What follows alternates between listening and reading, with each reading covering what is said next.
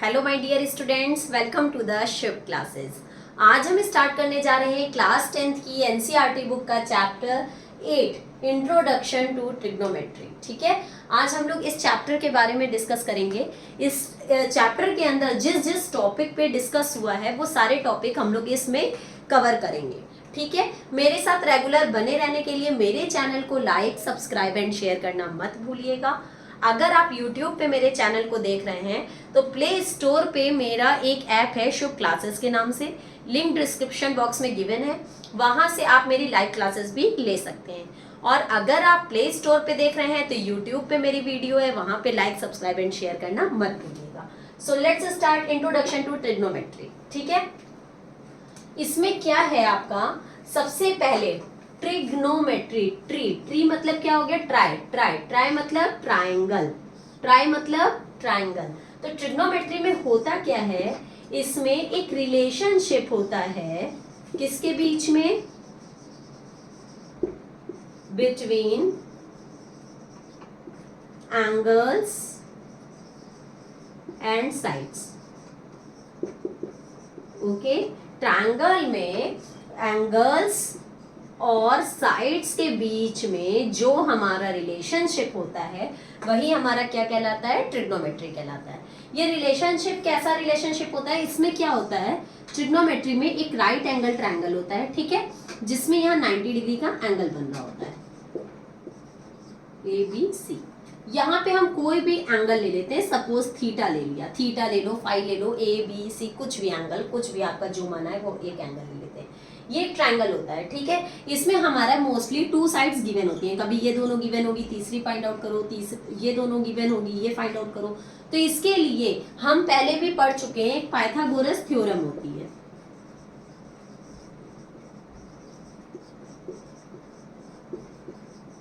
Okay, Pythagoras theorem में क्या होता है, जो ये हाइपोटेनियस होता है, हाइपोटेनियस का स्क्वायर, इसको हम लोग क्या बोलते हैं, हाइपोटेनियस। इसको बोलते हैं बेस एंड इसको बोलते हैं परपेंडिकुलर।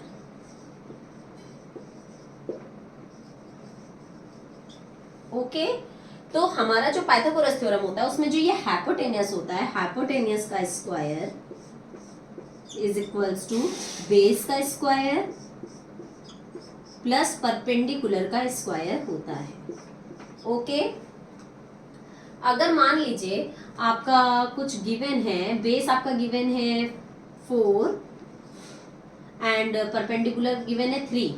अब हमें हाइपोटेनियस फाइंड आउट करना है, तो हाइपोटेनियस का square is equals to base का स्क्वायर, बेस क्या है आपका 4 का स्क्वायर प्लस परपेंडिकुलर का स्क्वायर दैट इज 3 का स्क्वायर,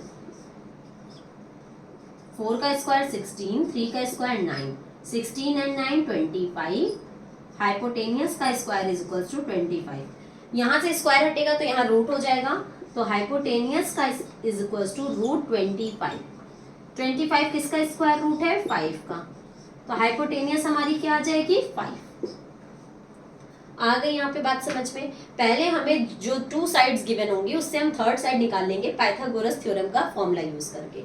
जब ये आ जाएगा तब आगे हम लोग ट्रिग्नोमेट्रिक रेशियोज निकालना स्टार्ट करेंगे। ट्रिग्नोमेट्रिक रेशियोज हम लोग कैसे निकालते हैं वो हम बताते हैं आपको।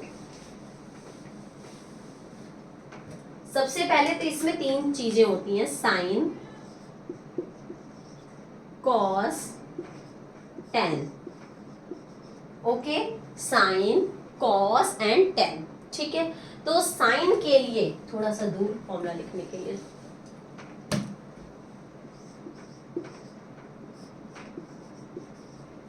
बहुत ध्यान से समझिएगा। अगर हमें कोई भी साइन थीटा फाइंड आउट करना है, अगर हमें कोई भी साइन थीटा फाइंड आउट करना है तो हम कैसे करेंगे, एक फ्रेश एंगल यहां बना लेते हैं।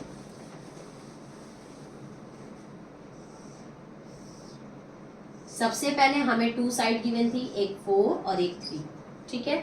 उससे मेरी ये साइड निकल के आई थी 5, ABC, ठीक है। थीटा हम यहाँ पे मान ले रहे हैं, पहले हम यहाँ थीटा मान रहे हैं तब सॉल्व करेंगे, फिर यहाँ थीटा मानेंगे तब सॉल्व करेंगे। ये तो 90 डिग्री होगा ही, थीटा यहाँ या फिर यहाँ होगा, थीटा, चाहे एंगल सी भी लिख सकते हैं, साइन सी, क्योंकि हमने यहाँ थीटा लिखा है तो हम इनको साइन सी भी लिख सकते हैं, ठीक है। तो स्टार्ट करते हैं। साइन थीटा की वैल्यू सपोज हमसे पूछ रहा है, तो साइन थीटा का फॉर्मूला होगा side opposite to angle theta upon hypotenuse. बहुत ध्यान से समझिएगा, अभी तो हम फॉर्मूला लिख रहे हैं, फिर हम आपको ये समझाते हैं। कॉस थीटा का फॉर्मूला होता है side adjacent to angle theta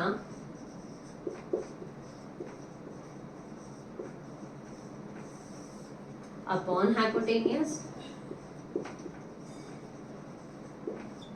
और टेन थीटा का फॉर्मूला होगा हाइपोटेनियस हाइपोटेनियस कैंसिल हो जाएगा, side opposite upon side adjacent.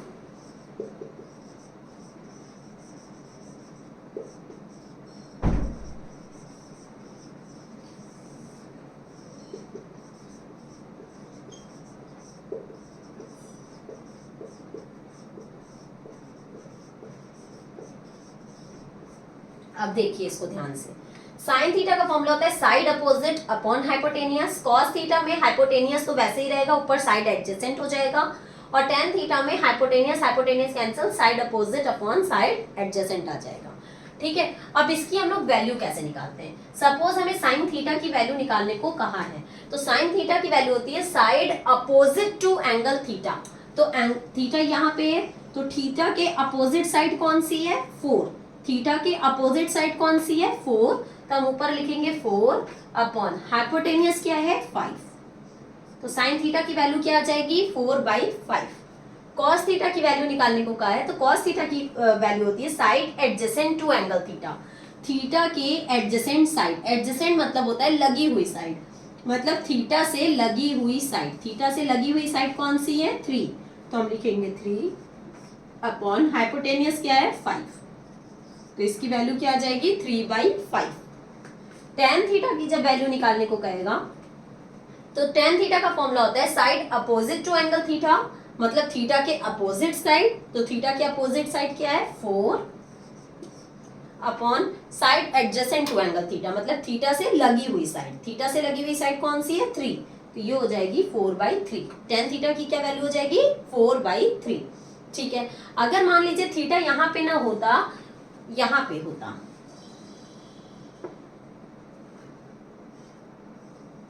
तब हम कैसे करते? तब इनकी वैल्यूज चेंज हो जाती। तब क्या हो जाती?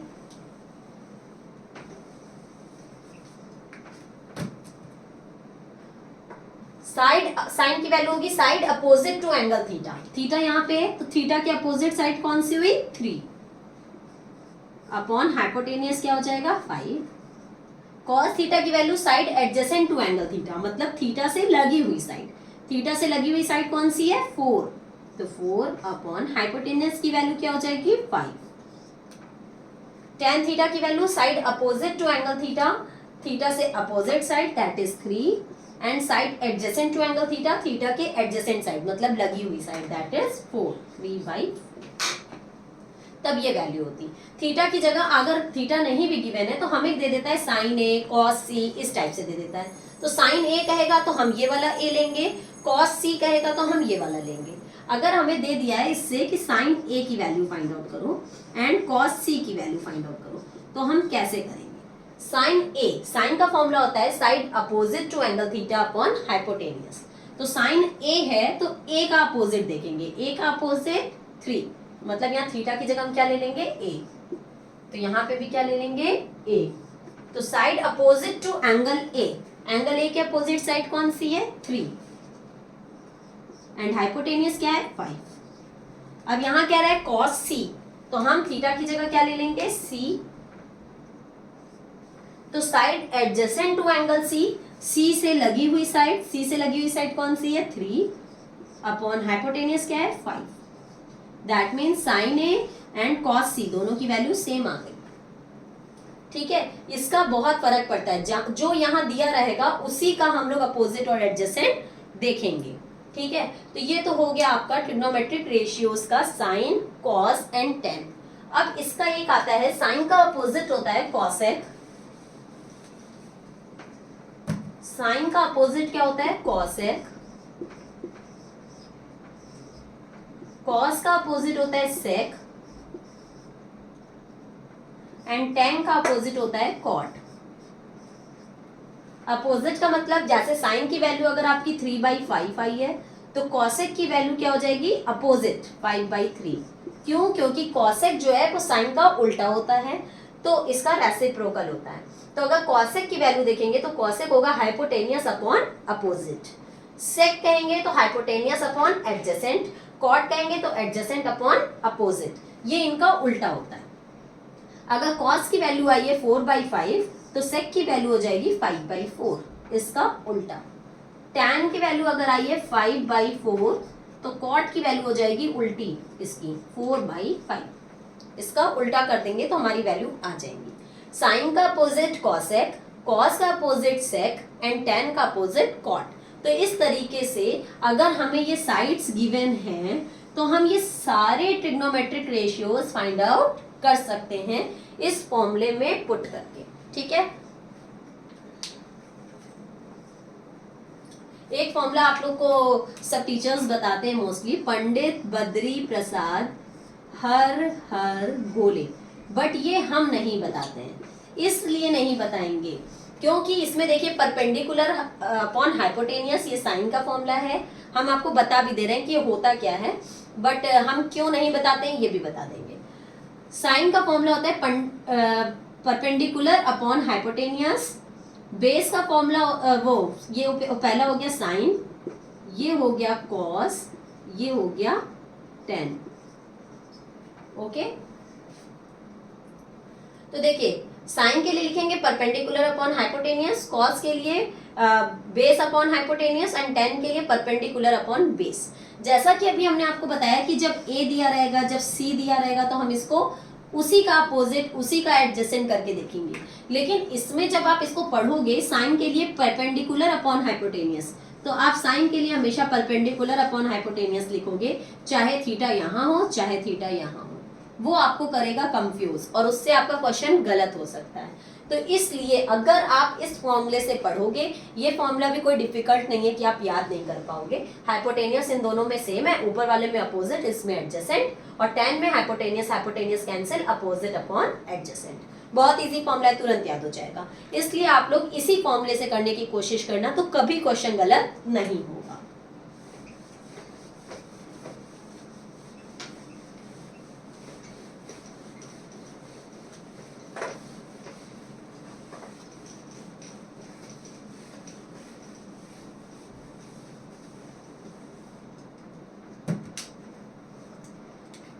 नेक्स्ट आता है आपका टॉपिक, हम लोग अपने नेक्स्ट टॉपिक पे कवर कर रहे हैं। हम लोग के नेक्स्ट टॉपिक में ये हम लोग की एक टेबल होती है, ठीक। ये टेबल बहुत से स्टूडेंट्स लर्न करते हैं और लर्न करने में कहीं ना कहीं वैल्यू गलत कर देते हैं अगर भूल जाते हैं तो इसलिए आज हम इस टेबल को फिल करना बताएंगे कि कैसे ये टेबल हमें लर्न करनी चाहिए। सबसे पहले देखिए साइन की वैल्यू, साइन की वैल्यू अगर इसके एंगल्स होते हैं 0 degree, 30 degree, 45 degree, 60 degree and 90 degree, ठीक है। तो साइन की 0 डिग्री की वैल्यू निकालने के लिए देखिए पहले हम लोग ये सारी टेबल फिल करते हैं। हम लोग पहले सीरियल ऑर्डर में नंबर लिख लेंगे 0, 1, 2, 3 एंड 4, ठीक है। फिर इसको डिवाइडेड बाई 4 कर देंगे सब में। हम साइन की वैल्यू निकालना बता रहे हैं कैसे निकालते हैं। पहले 0, 1, 2, 3, 4 लिख लिया, डिवाइडेड बाई 4 कर दिया, फिर सब में क्या लगा दोगे, रूट।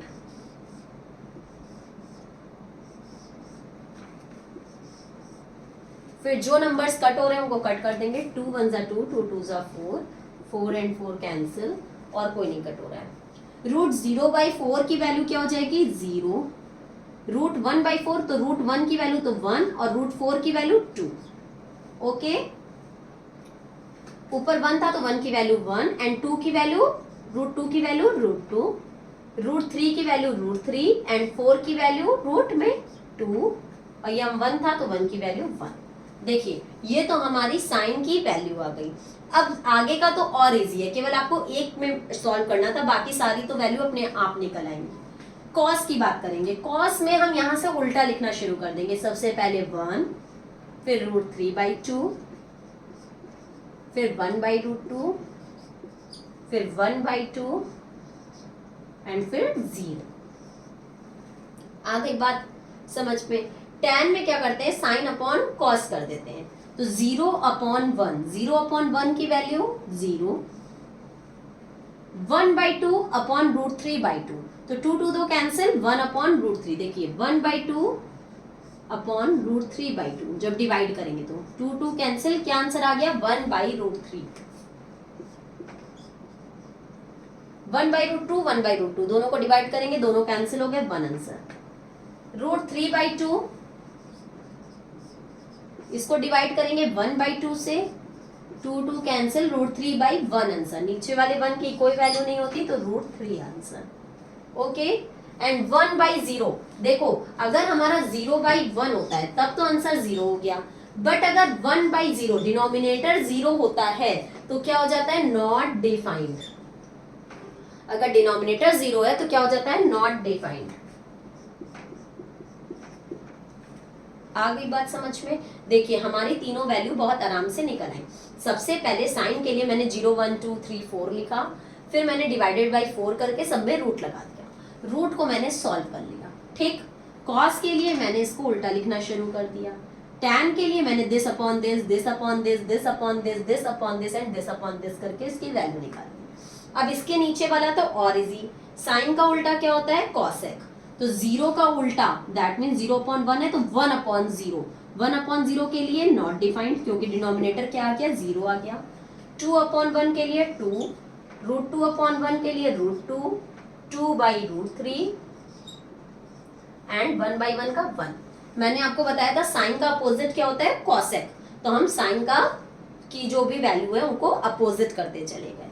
इसी तरह कॉस का अपोजिट होता है सेक, तो हम कॉस का अपोजिट करेंगे, 1 का अपोजिट 1, 2/√3,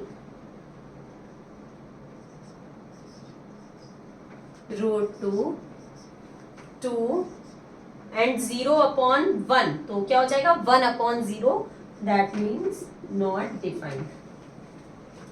कॉट के लिए tan का अपोजिट 0/1, तो 1/0 दैट इज नॉट डिफाइंड। √3/1 तो √3, 1/√3 क्योंकि इसके नीचे 1 तो अपोजिट करेंगे तो 1/√3 एंड नॉट डिफाइंड का उल्टा 0 क्योंकि ये था 1/0, उल्टा करेंगे तो 0/1 दैट इज 0। तो ये तो हो गई हमारी पूरी टेबल, ठीक है, जो कि बहुत इजी है। आप वैल्यू ऐसे जब भी आपका पेपर आए तो सबसे पहले आप एक टेबल छोटी सी फट से पेंसिल से कॉर्नर में बना लीजिएगा, उसके बाद क्वेश्चन सॉल्व करना शुरू करिएगा, तो आपका पेपर में कभी भी गलत नहीं होगा। बाकी जब आप इस चैप्टर की प्रैक्टिस करते रहेंगे तो आपको ऑटोमेटिक वैल्यूज सारी लर्न हो जाएंगी, ठीक है। तो ये तो थी आपकी टेबल की बात। अब हम लोग पहुंचते हैं अपने नेक्स्ट टॉपिक पे, that is trigonometric identities. Trigonometric identities में क्या होता है, हमारे ये 3 फॉर्मूले होते हैं जो कि जब हम लोग प्रूविंग वाले क्वेश्चन सॉल्व करते हैं तो उसमें ये फॉर्मूले बहुत यूज आते हैं। cos square A plus sine square A is equals to 1। मुझे पता है कि अगर हम कोई भी cos ए की वैल्यू गिवन है उसका स्क्वायर कर दें, साइन ए की वैल्यू का स्क्वायर कर दें, तो दोनों का सम जो है वो क्या आएगा, 1 आएगा। And 1 plus tan square A, tan की जो वैल्यू है उसका square plus 1 is equals to sec square A and cot square A plus 1 is equals to cosec square A. ये तीनों आइडेंटिटी आपको बहुत ही अच्छे से लर्न होनी चाहिए क्योंकि प्रूविंग वाले क्वेश्चन में ये तीनों आइडेंटिटी बहुत ज्यादा काम आती है। इसके अलावा एक काम आती है tan की वैल्यू। tan की एक वैल्यू होती है sin theta upon cos theta, ठीक है। अगर हमें sin पता है, cos पता है, tan निकालना है तो हम sin अपॉन cos करके tan की वैल्यू फाइंड आउट कर सकते हैं। इसी का अपोजिट होता है cot थीटा, तो cot के लिए क्या लिख देंगे, cos अपॉन sin थीटा, क्यों, क्योंकि tan का अपोजिट क्या होता है, cot, तो cot के लिए क्या लिख देंगे, cos theta upon sin theta. ये सारी आइडेंटिटी आपको बहुत ही अच्छे से लर्न होनी चाहिए, प्रूविंग वाले क्वेश्चन में बहुत काम आएगी। बाकी प्रूविंग वाले क्वेश्चंस बिल्कुल भी डिफिकल्ट नहीं होते हैं, बस स्टेप बाय स्टेप हम सॉल्व करते चले जाएंगे। मुझे ये देखना होता है कि LHS में किस फॉर्म में क्वेश्चन गिवन है, RHS में किस फॉर्म में पूछ रहा है। अगर LHS में हमारा tan के फॉर्म में क्वेश्चन है और RHS हमारा प्रूविंग में साइन और कॉस के फॉर्म में, तो हम tan को सब साइन कॉस के फॉर्म में ले आएंगे। साइन कॉस में है, tan में दिया हुआ है, तो हम सबको जो है tan फॉर्म में ले आएंगे इन फॉर्मूलाज का यूज करके। ठीक है, वो जब अभी हम लोग एक्सरसाइज सॉल्व करेंगे तो हम आपको स्टेप बाय स्टेप कैलकुलेशन बताएंगे, ताकि आपकी जो प्रूविंग है वो बहुत ही इजीली सॉल्व हो जाए। ठीक है, तो अब हम लोग अपनी नेक्स्ट वीडियो में एक्सरसाइज 8.1 के साथ मिलते हैं। तब तक के लिए goodbye and take care.